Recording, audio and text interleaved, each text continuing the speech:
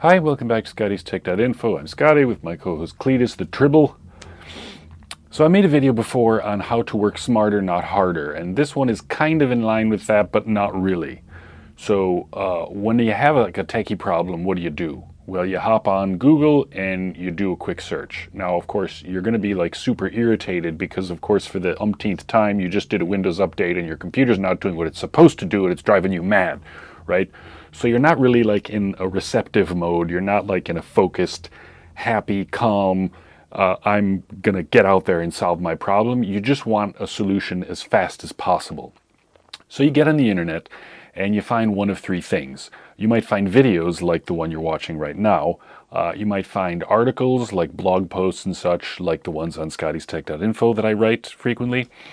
And these articles may have like one, sometimes multiple solutions for your problem.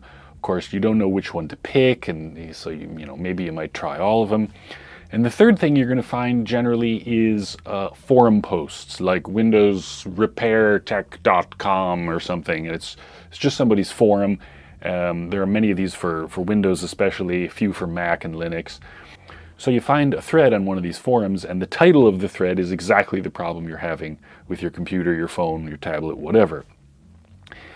But then you notice that the thread is like 50 pages long. So of course you instantly become discouraged, and you'll probably go back to that article or that video you found and, look at that instead.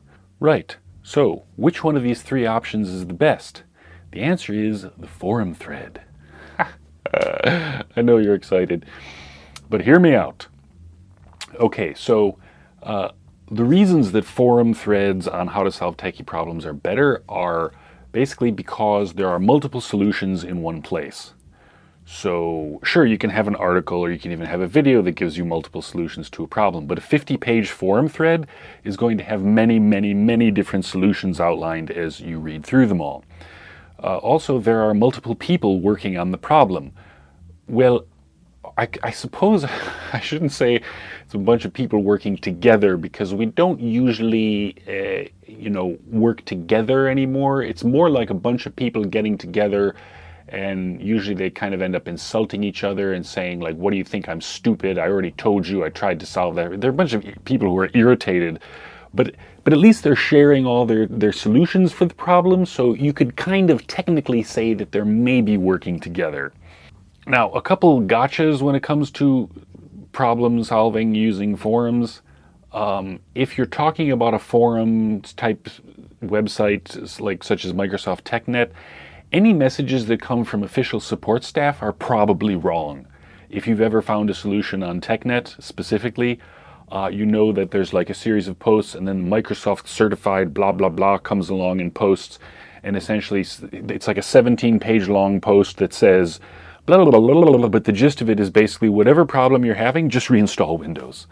And many people unfortunately actually do that, and then they come back and they complain, and the same tech support person posts and says, yes, sir, please reinstall Windows. So yeah, if there's official support staff, very rarely will official support actually solve your problem. Even if you buy some brand name computer or something and you call their support staff, prepare to be connected to India and prepare to have them walk you through in like painful detail to make sure that your monitor is turned on and that your computer is turned on and that there isn't like an axe lodged in the middle of the CPU, whatever.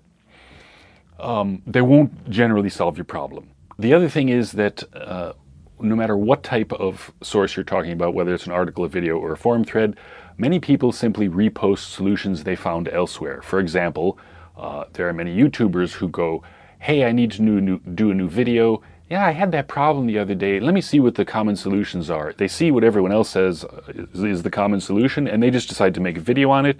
And, we call that filler content. A lot of people do that. A lot of people Google it. They find articles. They find forum threads. They just repost the same solution in kind of like a miserable attempt at helping other people or to gain popularity. So you have to be mindful of that as well. Okay, so it doesn't really seem like forum threads are very good. So what's the secret? Well, the secret is that When a person has a problem, as I said, generally they're irritated, so they go and they find this forum thread and they read through a few pages and they find the solution, right?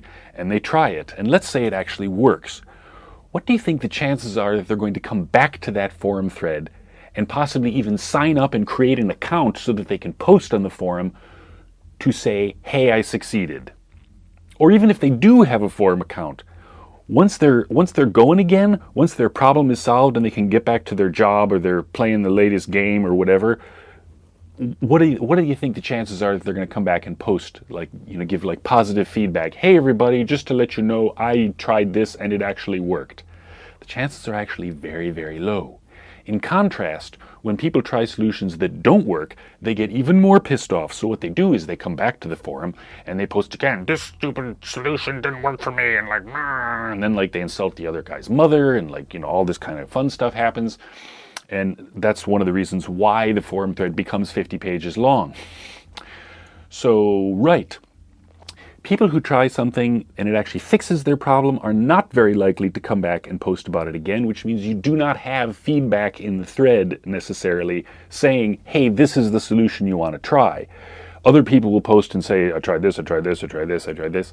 So you actually have to pay attention to what people don't post as much as what they do post. And in terms of people who come back and complain more, you also have to take that into account, that like people are going to complain more about things that don't work. So there's going to be lots of extra fluff that you have to wade through in order to get to the next potential solution. So we tend to focus more on the negative, especially when things are not going our way.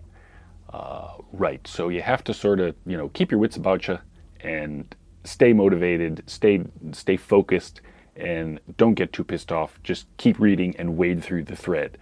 Very often, when you have, say, a 50-page forum thread, just skim through the first 5 pages. That'll give you an idea of some solutions to try. The middle chunk is basically going to be mostly people complaining and possibly some other solutions. Usually what happens is people, they read the first 3-5 pages of a forum thread and they go, okay, I've got 3 solutions to try. Let me try those. Right? And when those don't work, then they go, they look at the middle and it's a bunch of people complaining that stuff didn't work. So they skip to the last 5 pages of the forum thread, right? Pages 45 through 50. And in the last 5 pages, you're not generally going to have a solution. Like, the solution is generally going to be buried somewhere in the middle. So yes, you have to wade through it all. So yes, right, you're really pissed off and all that kind of stuff. Just keep doing it. And the more you do this, the more you learn to kind of skim and speed read, and the better at it that you become. So, right. So that's the secret. The secret is patience and keeping in mind that happy people don't ever post and unhappy people do post. And right, the most popular solution is often the most popular because a bunch of people popularized it, but it's not necessarily the one that works the best or even at all. You have kind of a problem here.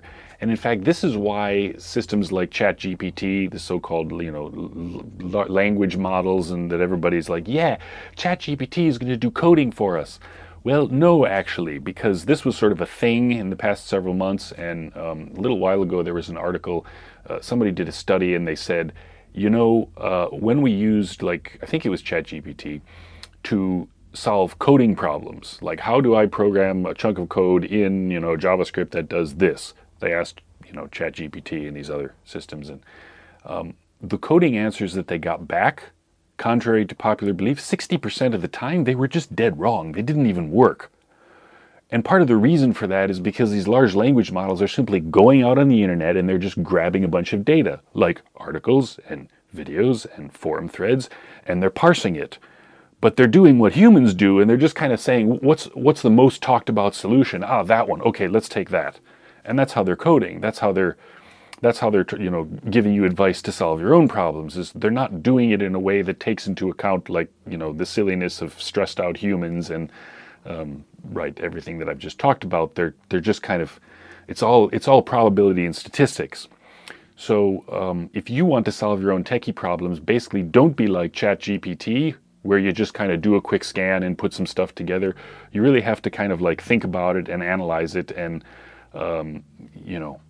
you see a solution and a bunch of people are not talking about it, try that one. You see a solution and everyone is talking about it and complaining about it, well, that doesn't necessarily mean that it's not going to work for you, so keep reading the thread, you know. It's never simple. Also, when you're in this kind of state where you're thinking about things a little bit more deeply, you tend to go, that's right. I forgot I upgraded that piece of software the other day. I wonder if that could be interfering with the thing that's broken on my computer right now. You tend to actually kind of rewind in your mind. You take like the bigger picture view, right? Instead of just going like, it's not working. So, right. All this stuff, you put it all together and you will actually be able to solve your own techie problems on your own without, having a heart attack or a stroke or, that sort of thing. So, right, that's pretty much it. For more techie tips, see ScottiesTech.Info. Thanks for watching. See you next time.